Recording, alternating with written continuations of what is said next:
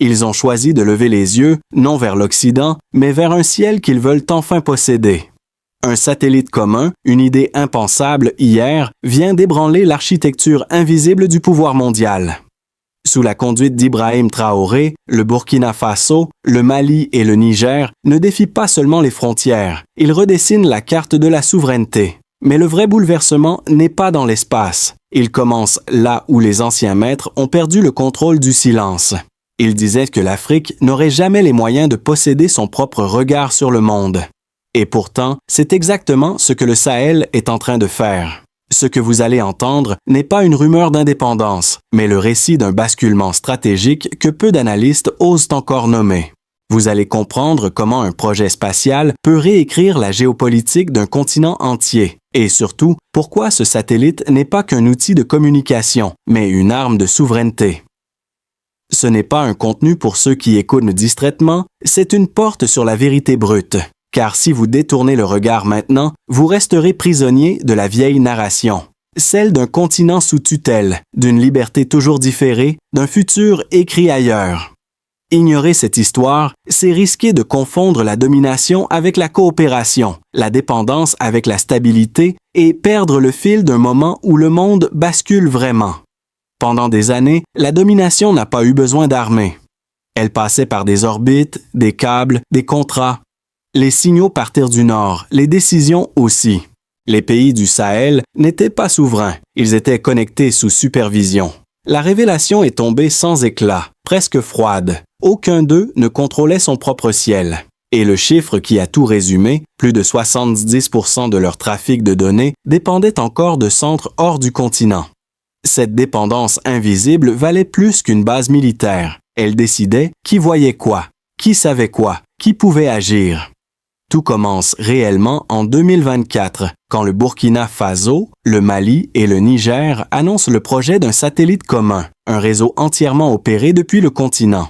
À première vue, ce n'était qu'un symbole technique. En réalité, c'était une réécriture silencieuse du rapport de force. La décision est née d'une accumulation d'humiliations, accords gelés, aides conditionnées, zones aériennes restreintes. Chaque crise a fini par produire la même conclusion. Sans contrôle des flux, aucune indépendance n'est réelle. Ce qui a rendu l'affaire explosive, c'est la coordination. Jamais les trois capitales n'avaient agi de concert avec une telle précision. Le projet a surgi à la jonction de la diplomatie et de la survie. Les militaires devenus chefs d'État comprirent qu'il fallait bâtir non pas un rêve, mais un outil. Et dans cette construction, Ibrahim Traoré joua un rôle de catalyseur. Sa voix porta l'idée que la souveraineté n'est pas un slogan, mais une infrastructure. Les premiers touchés furent les techniciens locaux. Ils virent pour la première fois des stations, des antennes, des plans d'orbite dessinés en langues africaines. Puis vinrent les signaux d'alerte, contrats suspendus, menaces diplomatiques, regards inquiets depuis Paris. Mais la machine était lancée. Ce qui paraissait utopie devint un calendrier. Et ce calendrier, désormais, dicte le rythme d'un continent qui apprend à se voir sans permission. Il fallait un visage pour incarner cette rupture, un homme capable de transformer une intuition en trajectoire. Dans les rues de Ouagadougou, beaucoup le décrivent comme calme, presque réservé. Pourtant, chaque mot d'Ibrahim Traoré agit comme une ligne de code qui reconfigure le système. Il n'a pas promis la lune, il a simplement dit « Nous reprendrons ce qui nous appartient ». Et soudain, la promesse est devenue plan de vol. Autour de lui, les premiers ingénieurs formés à l'étranger reviennent. Ils parlent de redessiner les cartes de communication, d'installer des stations sol, de sécuriser les transmissions militaires.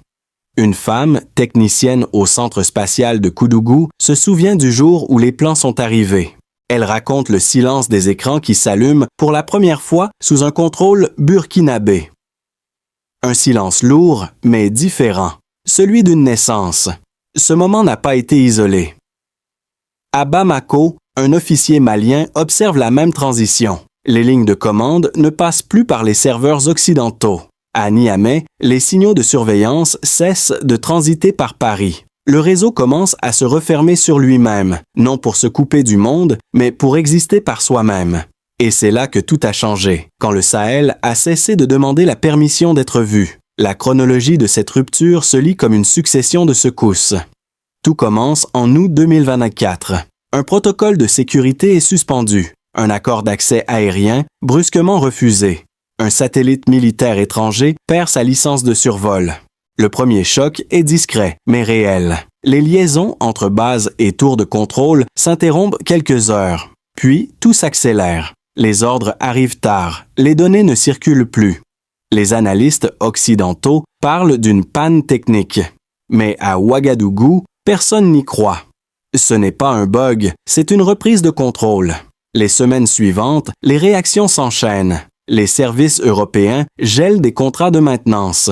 Les fournisseurs d'énergie réclament des garanties nouvelles. Washington appelle à la prudence stratégique.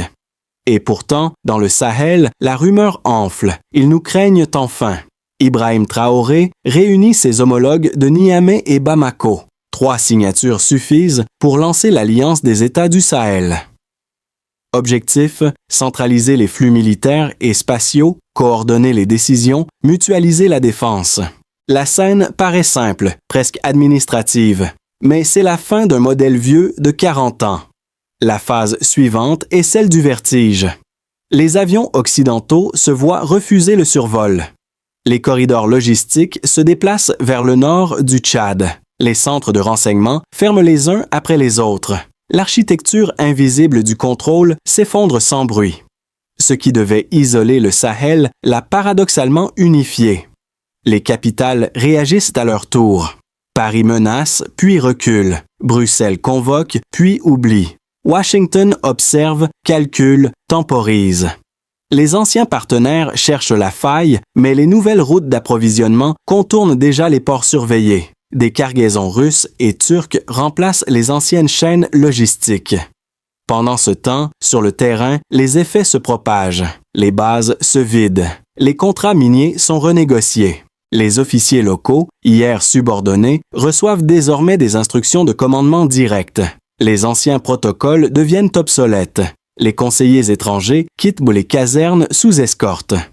La poussière retombe sur des pistes où plus personne n'attend d'ordre venu d'ailleurs. Puis vient le moment de la stupeur. La presse internationale parle d'isolement volontaire. Mais dans les villages du Nord, les gens disent simplement « Enfin, le ciel est à nous ». Les antennes tournent lentement vers une orbite neuve. Les enfants les regardent comme on regarde un drapeau. Et quelque part, entre Ouagadougou et Niamey, une idée prend forme. La dépendance n'était pas un état naturel, c'était une habitude.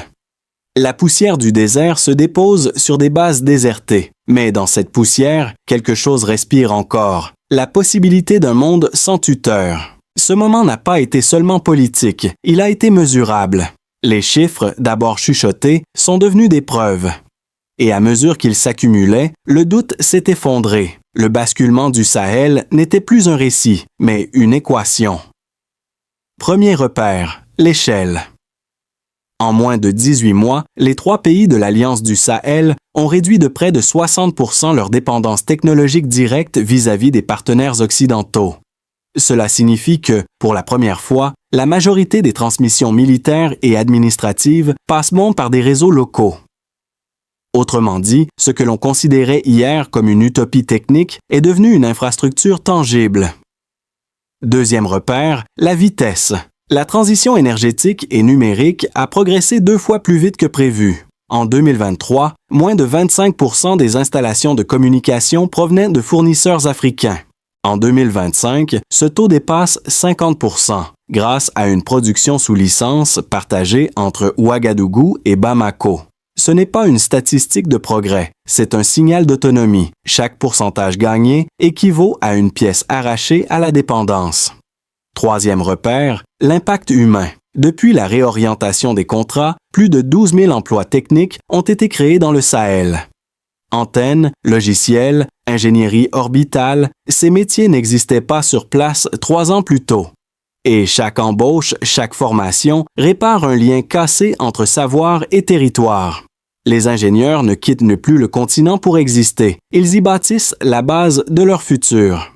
Ces chiffres ne sont pas abstraits. Ils représentent une architecture mentale qui change la place du Sahel dans le monde. Les dépendances s'effacent, les marges de manœuvre s'élargissent, la peur recule.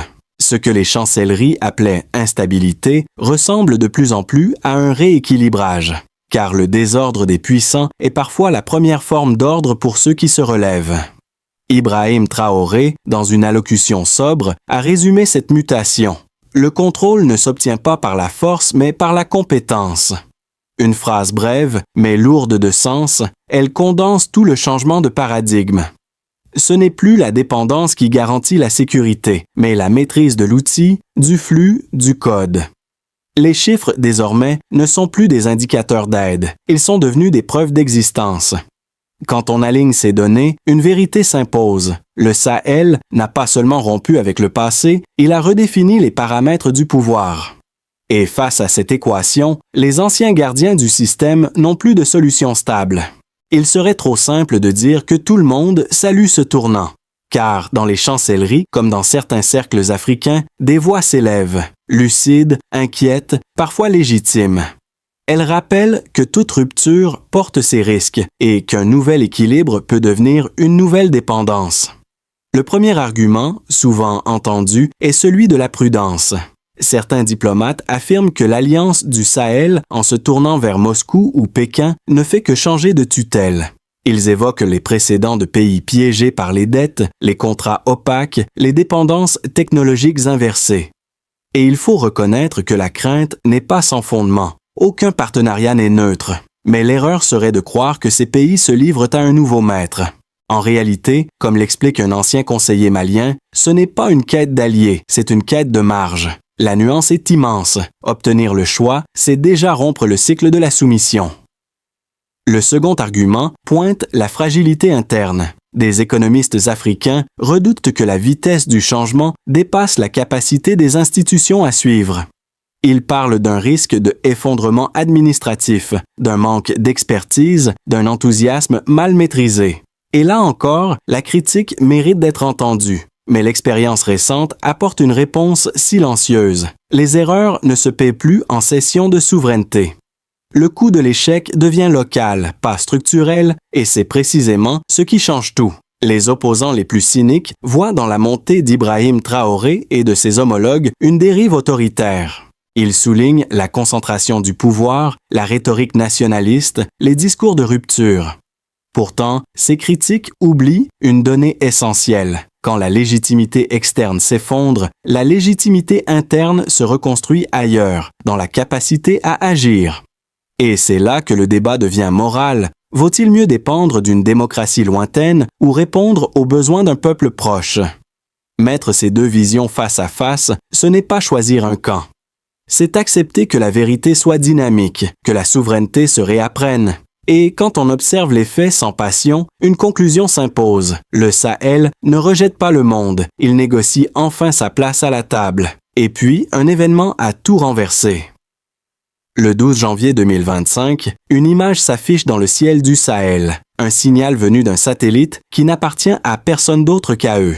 Ce jour-là, les capitales se taisent, les écrans se remplissent d'un logo, AESAT-1, le premier satellite conjoint du Burkina Faso, du Mali et du Niger vient d'entrer en orbite.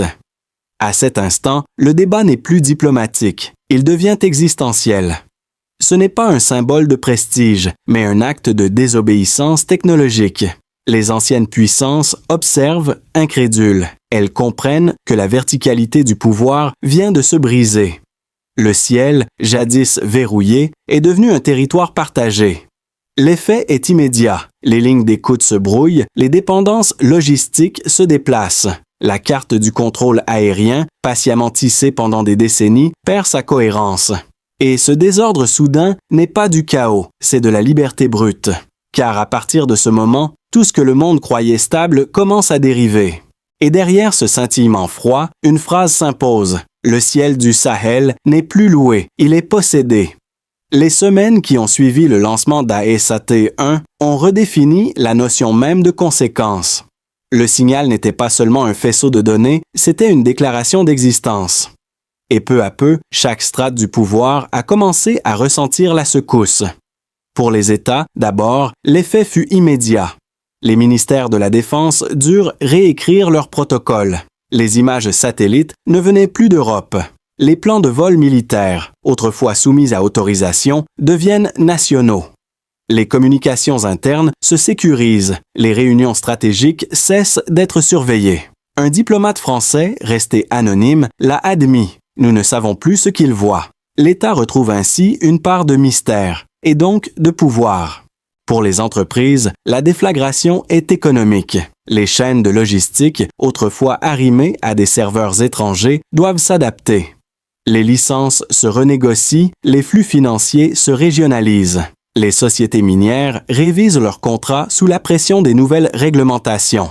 Certains acteurs occidentaux se retirent discrètement, laissant la place à des consortiums africains et asiatiques. Les chiffres du commerce intra-régional grimpent de 28% en un an. Ce n'est pas une simple mutation économique, c'est une redistribution du pouvoir productif. Mais c'est chez les citoyens que le basculement se ressent le plus. Dans les zones rurales, le signal AESAT 1 permet enfin une connexion stable. Les écoles diffusent leurs cours en direct. Les agriculteurs consultent la météo depuis leur téléphone. Une femme à Kaya dit, en souriant, « Nous ne parlons plus à travers eux ». Cette phrase, banale en apparence, marque un tournant psychologique. La dépendance n'est plus un réflexe, elle devient un choix. Sur le plan régional, enfin, les ondes du changement atteignent les frontières. Le Sénégal, le Tchad, la Guinée observent le modèle et demandent des accords d'accès aux données. Les organisations régionales hésitent, faut-il condamner ou coopérer? Les chancelleries européennes se divisent. Washington maintient le silence. Mais une chose est sûre, la fragmentation de l'ordre ancien est irréversible. Car dès lors qu'un réseau alternatif existe, l'exclusivité s'effondre. Dans les marchés de Ouagadougou, les conversations mêlent espoir et prudence. Personne ne sait ce que l'avenir réserve, mais tous savent qu'il ne sera plus importé. Et dans ce simple constat, que l'on peut se parler sans permission, réside peut-être la plus profonde des révolutions. Le scénario le plus probable se dessine déjà. Le Sahel avance sans fracas, consolidant lentement ses structures. Les partenariats avec la Russie et quelques puissances émergentes deviennent plus techniques que politiques. Le réseau AESAT 1 s'élargit, les transmissions se stabilisent et les bases de données régionales remplacent peu à peu les plateformes externes. C'est le scénario de continuité. Pas de miracle, pas d'effondrement, juste une lente translation du centre de gravité. Les tensions diplomatiques persistent, mais aucun retour en arrière ne semble possible.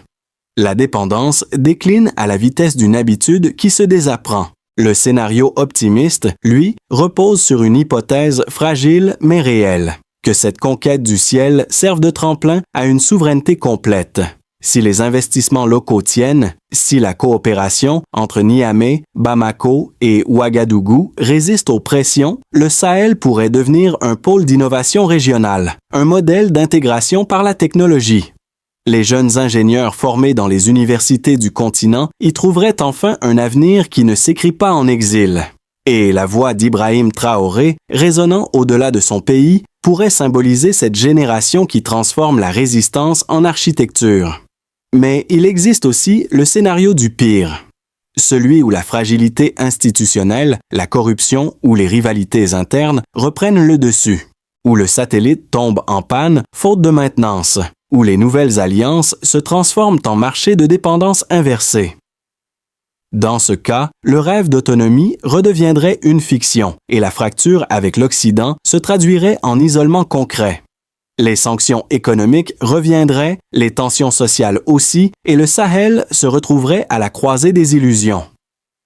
Entre ces trois trajectoires, la clé n'est pas le hasard.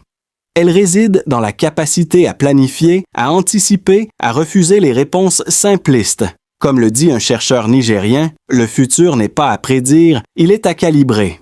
Et c'est sans doute là le message de cette rupture. Le ciel peut appartenir à ceux qui apprennent à le maintenir. Vous avez maintenant vu les chiffres, les faits, les risques.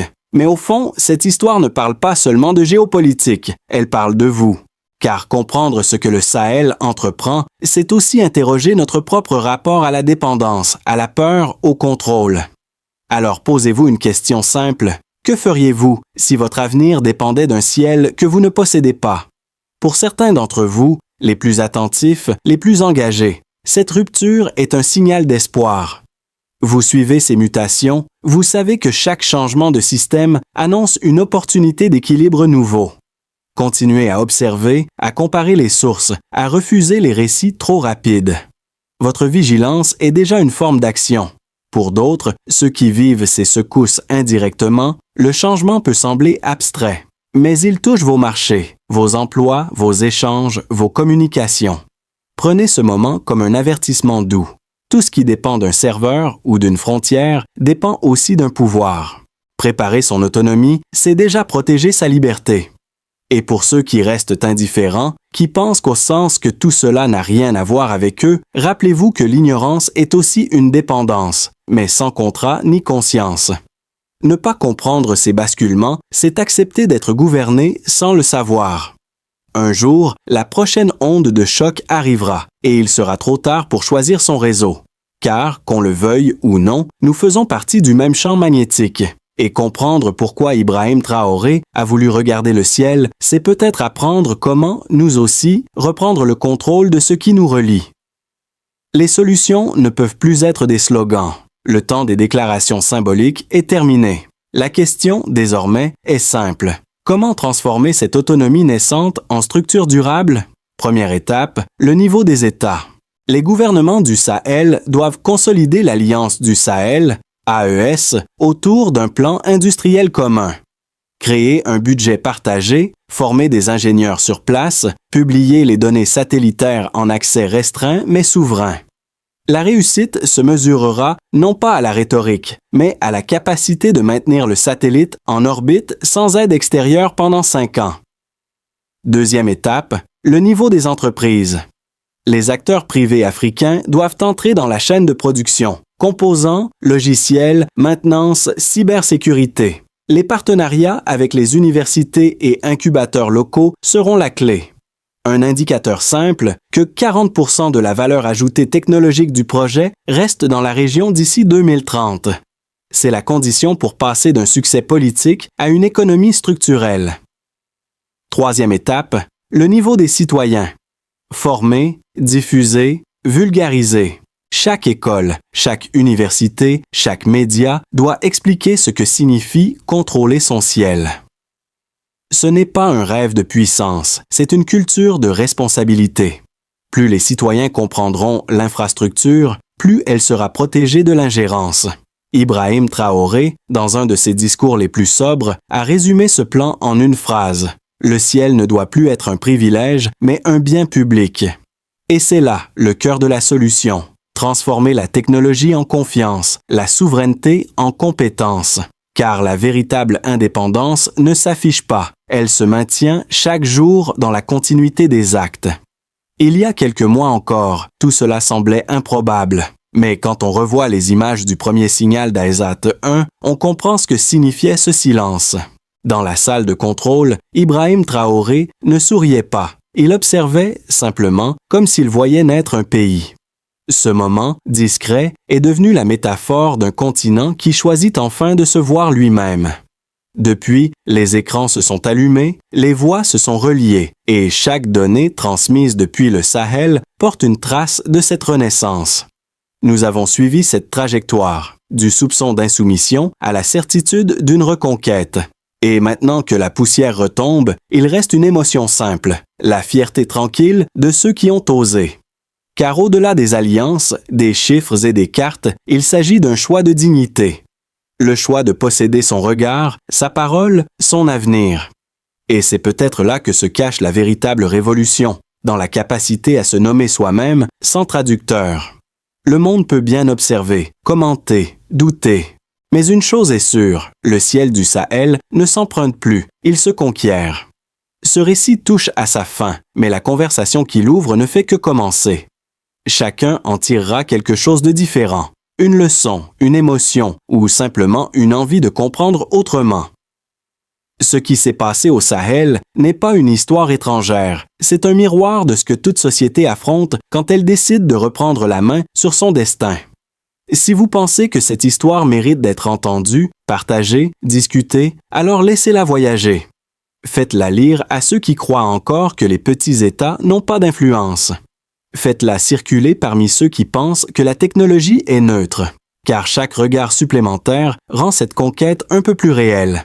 Et surtout, parlez-en.